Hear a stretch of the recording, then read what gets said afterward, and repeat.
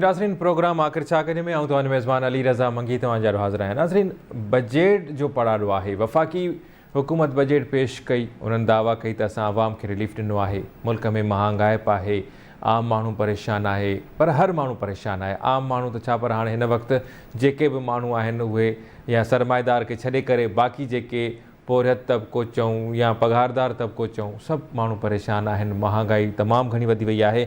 Punjab KP समेत मुख़्तलिफ़ सूबनि में बि बजट पेश कई वञे पई ऐं सिंध जी बजट सुभाणे पेश कई वेंदी। 14 जून ते बजट पेश कई वेंदी। ॿुधायो पियो वञे हिन वक़्तु जेके अंग अखर साम्हूं आया आहिनि त सिंध जी बजट जेका आहे उहा 1600 अरब रुपयनि जी पेश कई वेंदी ऐं पघारुनि ऐं पेंशन में 15% वाध जो इम्कानु आहे। तालीम जी बजट में 6% वाध जो इम्कानु आहे। आबादगारनि खे बि सब्सिडी ॾियण जे लाइ पैसा रखिया वेंदा। 3 अरब रुपया ॿुधाया वञनि पिया जेके आबादगारनि खे सब्सिडी ॾिनी वेंदी। असां इन मुआशी सूरत हाल ते ऐं जेके मामला आहिनि मईशत सां वाॻियल ऐं ख़ासि तौर ते जेका हिन हुकूमत इतिहादी हुकूमत चऊं या जंहिंखे क़ौमी हुकूमत चयो पियो वञे, त उनजी जेका पॉलिसी आहे ख़ासि तौर ते मईशत जे हवाले सां उन ते ॻाल्हि ॿोल कंदासीं ऐं सिंध समेत पूरे मुल्क जी मईशत ते ॻाल्हि ॿोल कंदासीं। सीनियर तज़निगार नसीर मेमन साहब असांखे जॉइन कयो आहे। मेमन साहब प्रोग्राम में भलीकार चवां थो।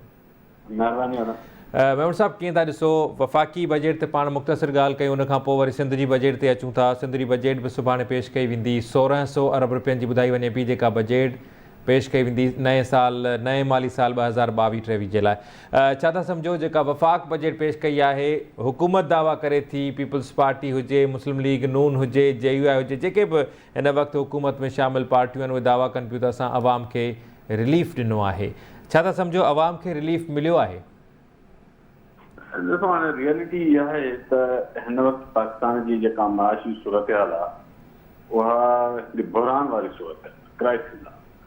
ऐं मईशत जा माहिर चवनि था, माशियात जा माहिर था चवनि त हिन सतह जो बहरान शायदि हिन खां पहिरें हिन मुल्क उनखे फेस न कयो आहे। सिचुएशन इहा आहे त महीने ॾेढ खां वधीक जो इम्पोर्ट बिल कवर करण जेतिरा बि हाणे डॉलर जा रिज़र्व्स कोन्हनि के IMF सां अञा ताईं ॻाल्हियूं सिधियूं नथियूं पियूं थियनि।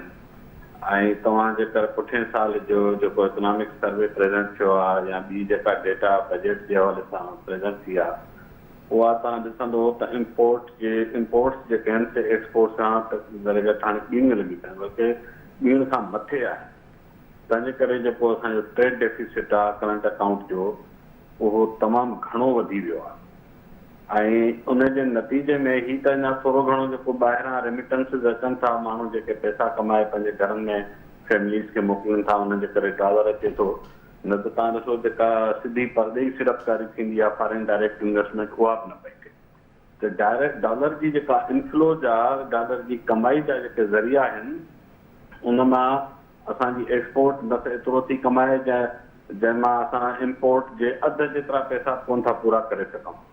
ऐं बाक़ी वञी बचे थो जेको खसारो, उनखे रेमिटेंसिस थोरो मोह ॾिनो आहे।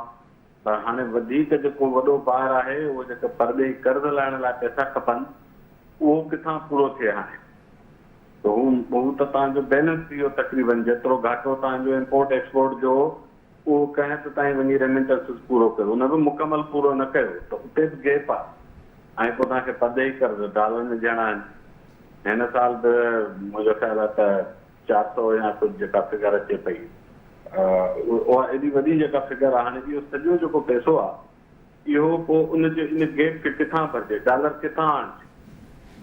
त उहो वञी बचे थो आहे थो त या त परदेही तव्हांखे IMF हिकिड़ी सपोर्ट ॾिए, हिकिड़ी पॉसिबिलिटी आहे। दोस्त मुल्क तव्हांखे का टेक ॾियनि, जेकर उहे तव्हांजे अकाउंट में पैसा रखाइनि या उधर ते ॾियनि, चीन जे या सऊदी अरब जे, या सऊदी अरब वारा तव्हांखे UAE वारा तेल ॾियनि ऐं चवनि त पैसा पोइ ॾिजो, उधर कनि। त इन खां सवाइ ॿियो तरीक़ो बचियो कोन्हे को। हाणे हींअर ताईं जेका सूरत हाल अञा IMF सां मामला फाइनल न थिया आहिनि। अञा दोस्त मुल्कनि जे पारां बि का अहिड़ी अनाउंसमेंट साम्हूं न आई आहे जंहिंमां चइजे त उन्हनि को अहिड़े क़िस्म जो फ़ैसिलो कयो आहे, छो त फॉर्मली अनाउंस थियण वारी शइ। सही मेमन साहब, चीन जे हवाले सां ॻाल्हि हले पई, मिफ्ता इस्माइल बि ॻाल्हि कई आहे, वज़ीर आज़म शहबाज शरीफ़ बि ॻाल्हि करे चुको आहे त असांखे चीन जेको आहे उहो हिन वक़्तु पैसा ॾियण जे लाइ राज़ी थियो आहे। पर जीअं तव्हां ॻाल्हि कई त अञा फॉर्मली का अहिड़ी शइ साम्हूं कोन आई आहे। छा था सम्झो हिन हुकूमत जी अहिड़ी का पॉलिसी आहे जो असांजा दोस्त मुल्क असांखे ओधर ते तेल ॾियनि या वाक़ई बि जीअं पैसा माज़ी में बि ॾिना वेंदा आहिनि असांजे अकाउंट में रखाइण जे लाइ या उहे असांखे ओधर तौरु ॾिना वेंदा आहिनि? छा था सम्झो त हिन वक़्तु असांजा एतिरा जेका असांजी पॉलिसी आहे फॉरेन पॉलिसी आहे, छाकाणि त हिन वक़्तु परॾेही वज़ीर बिलावल भुट्टो ज़रदारी बि दौरा कया आहिनि, वज़ीर आज़म शहबाज़ शरीफ़ बि सऊदी UAE मुख़्तलिफ़ मुल्कनि जा दौरा बि कया आहिनि, त छा था सम्झो त असां पंहिंजो केस या असां पंहिंजी ॻाल्हि जेका आहे उहा मञराइण में किथे न किथे कामयाबु थी वेंदासीं? दोस्त मुल्क राज़ी थी वेंदा? इहो ॾिसो सॼो आहे परदेही फ्रंट ते केतिरा असां परसू करे सघे थी असांजी हुकूमत हिननि मुल्कनि खे।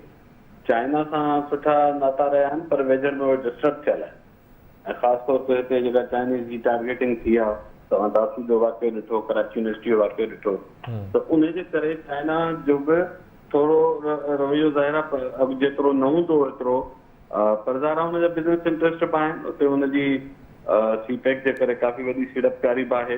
तंहिंजे करे चाइना मां उमेद ज़रूरु आहे पर जेसिताईं ऐलान नथो थिए तेसिताईं कुझु नथो चई सघिजे। अहिड़ी तरह सऊदी अरब में बि होप रखी सघिजे थी। शरीफ़ फैमिली जा सऊदी अरब जे रॉयल फैमिली सां डायरेक्ट पंहिंजा ज़ाती बि वास्ता रहिया आहिनि, उहो 10-10 साल हुन जा महिमान बि रहिया आहिनि। तंहिंजे करे इन शइ जी उमेद ज़रूरु आहे पर उसूली तौरु जेसिताईं का शइ अनाउंस नथी थिए तेसिताईं का शइ चई नथी सघिजे। सही। मेमन साहब, पाण हाणे सिंध जी बजट जी ॻाल्हि कयूं था। सुभाणे सिंध जी बजट पेश कई वेंदी। नए माली साल 2022-23 जी 1600 अरब रुपयनि जी बजट पेश कई वेंदी, जेके हिन वक़्त ताईं अंग अखर साम्हूं आया आहिनि, जेके रिपोर्ट थिया आहिनि। तालीम जी बजट में 600 वाध जो इम्कान आहे। बजट में वाध करणु या बजट तक़रीर में उहा शइ वधाए लिखण सां ऐं उहा आम माण्हू ते अवाम ते ख़र्च न थियणु ॿ अलॻि अलॻि ॻाल्हियूं आहिनि।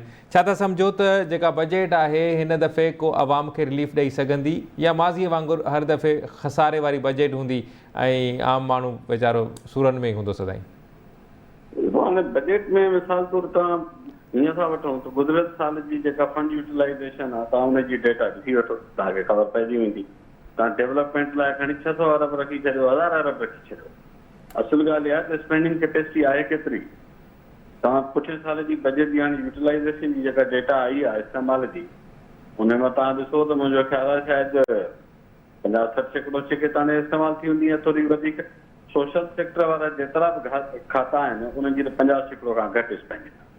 बाक़ी जेके वॾनि ठेकनि वारा खाता आहिनि उते तव्हांखे 90% 100% मिली वेंदी। त हाणे असुल ॻाल्हि आहे त डेवलपमेंट लाइ बजट रखणु हिकिड़ी शइ आहे, उन बजट जो इस्तेमालु बि थो थिए ऐं उहो ठीकु इस्तेमालु थिए इहो त वरी अञा पोइ जी ॻाल्हि आहे। त मूंखे रुॻो इहो आहे त हर साल हुकूमतूं ऐलान त कनि थियूं, अमाउंट रखनि त था, पर पोइ पुठिएं साल जो जॾहिं आख़िर में क्लोज़िंग थिए थी बुक्स जी त तव्हां उन वक़्तु ॾिसी वठो त डेवलपमेंट ते ख़र्चु थियो केतिरो। बाक़ी घणे भाङे आहे इंतिज़ामी बजट। मुंहिंजो ख़्यालु आहे लॻभॻि 80% जी बजट इंतिज़ामी बजट हूंदी आहे, जंहिंमें पघारूं आहिनि, हेॾो सारो जेको ब्यूरोक्रेसी जो इंफ्रास्ट्रक्चर आहे, पोइ गाॾियूं आहिनि, ऑफिसिस आहिनि, ॿिया अहिड़ा एडमिनिस्ट्रेटिव एक्सपेंसिस आहिनि। त बुनियादी तौर ते अवाम जी ज़िंदगियुनि में फ़र्क़ु आणण जे लाइ त तॾहिं थींदो जेके अवाम जी ज़िंदगियुनि सां लॻापियल खाता आहिनि उन्हनि जूं बजटूं वधीक हुजनि, उन जूं बजटूं ठीकु इस्तेमालु थियनि। उहो लोकल गवर्नमेंट आहे, उहो तव्हांजी एजुकेशन आहे, उहो हेल्थ आहे, उहो सोशल वेलफेयर जो खातो आहे, वुमेन एम्पावरमेंट जो खातो आहे। इन्हनि खातनि में यूटिलाइज़ेशन तमामु घटि आहे, बाक़ी पघार में इन्हनि ते घणो ज़ोर आहे। सो पब्लिक एक्सपेंडिचर पब्लिक जे बेनिफिट वटां जेसिताईं नथो थिए, डायरेक्ट उन्हनि खे फ़ाइदो नथो ॾिए, तेसिताईं बजट जी फिगर खे बसि तव्हां अखियुनि जो ड्रव सम्झो, उहो अमली तौर ज़िंदगी में तब्दीली न आणे सघंदी। सही, ठीकु आहे मेमन साहब, तव्हांजी वॾी महिरबानी। तव्हां असांखे हिन हवाले सां पंहिंजे ख़्यालनि जो इज़हार कयो। नाज़रीन, बजट बिल्कुलु अखियुनि जो ड्रव न हुजणु घुरिजे पर बजट इस्तेमालु बि थियणु घुरिजे। प्रोग्राम जारी आहे, वठूं था ब्रेक।